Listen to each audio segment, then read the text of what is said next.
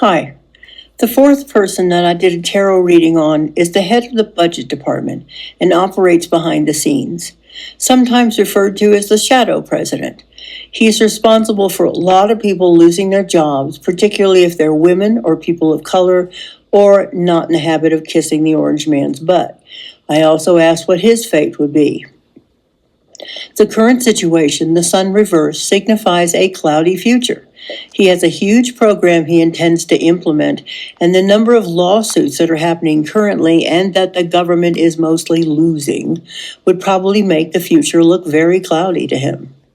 The basis card is the Queen of Swords. It points to someone who has a very jaded view of life, that it's pointless and barren, which probably leads him to relate to the rest of us as pawns in his game, or tools for him to use in whatever way he chooses, and that only value in life is wealth and power. This view of life is so strong in him that he wishes to literally impose it on all of us, probably the whole world if he could manage it. What's passed is the Nine of Swords, suggesting that the policies that he has instigated so far are not as successful as he had hoped they'd be, which gives him a sense of failure. He's frustrated with all the delay and is anxious that he won't be able to stay in power long enough to finish executing his vision.